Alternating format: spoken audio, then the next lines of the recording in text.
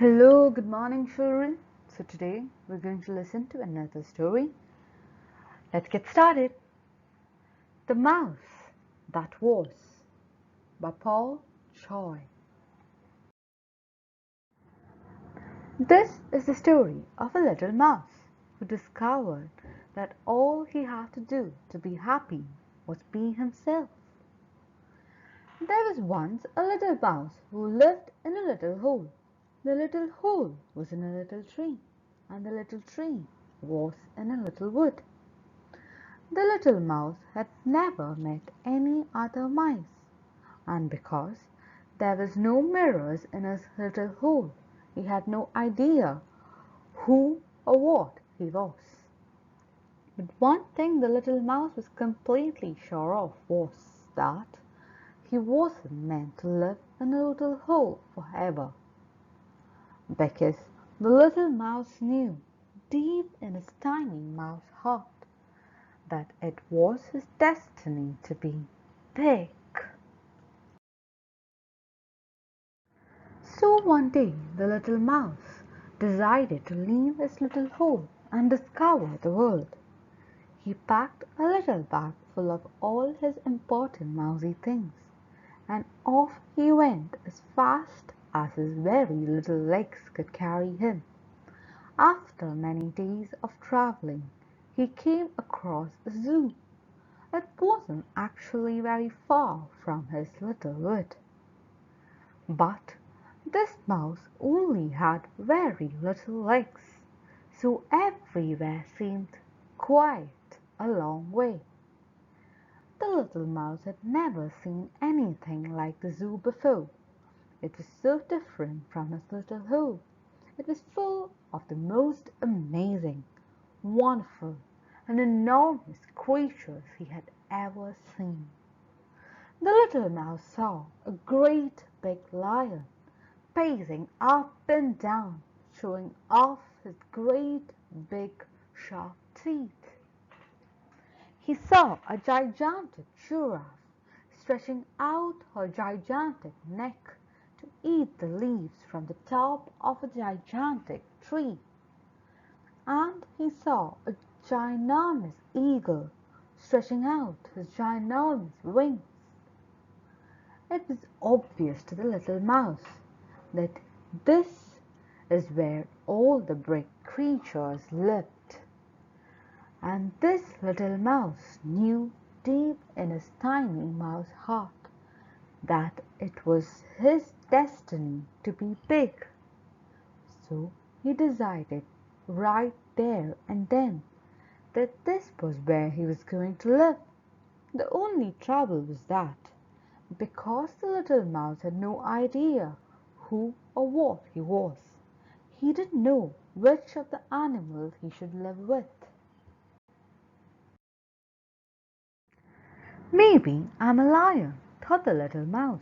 So he ran over to where all the lions lived, in a great big cage surrounded by great big bars, to stop the lions escaping. Being so small, the little mouse scampered straight through the bars to meet the great big lions inside, taking a great big breath, which isn't actually very big if you're a little mouse. He let out the biggest roar he could, but because he was such a little mouse, all that came out was a tiny squeak. All the lions fell about laughing. Hmm, thought the little mouse. Maybe I'm not a lion. Maybe I'm a giraffe.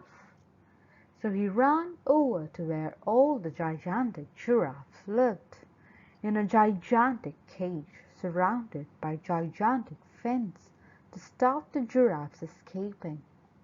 Being so small, the little mouse wriggled straight through the fence to meet the gigantic giraffes inside.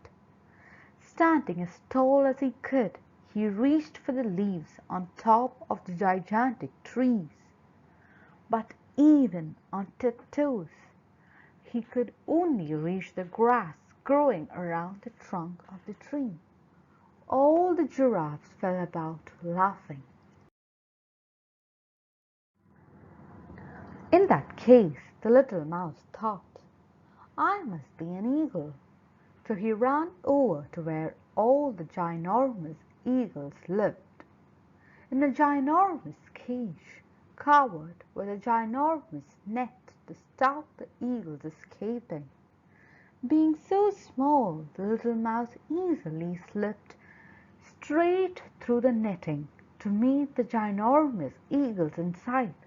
Trying to fly, he jumped in the air and flapped his little mouse legs as fast as he could. But try as he might, he just kept falling over on his bottom.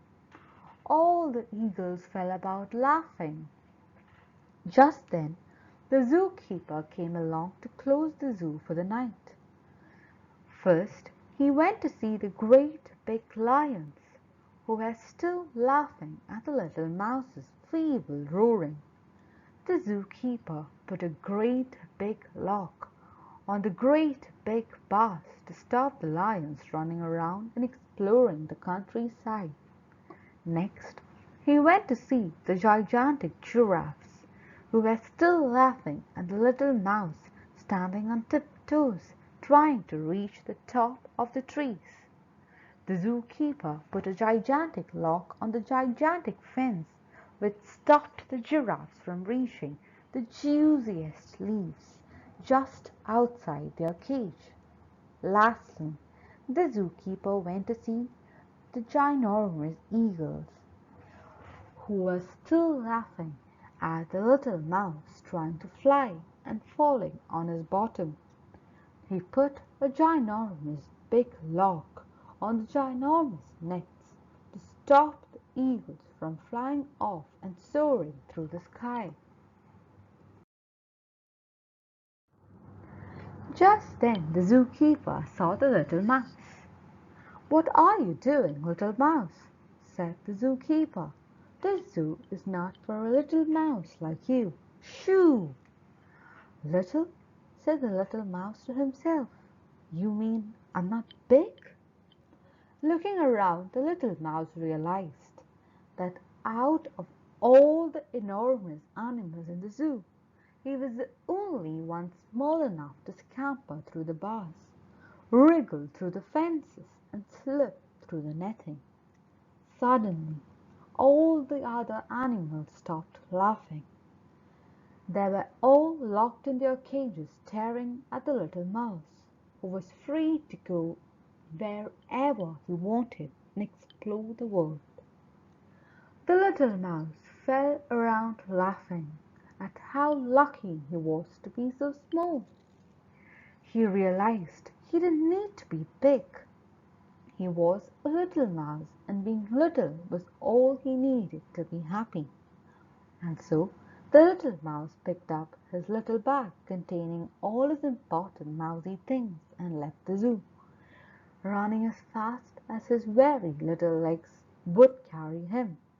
He ran all the way back to his little hole, in his little tree, in his little wood, and he promised himself that from that day forward he would just enjoy being a little mouse, the very best little mouse he could be.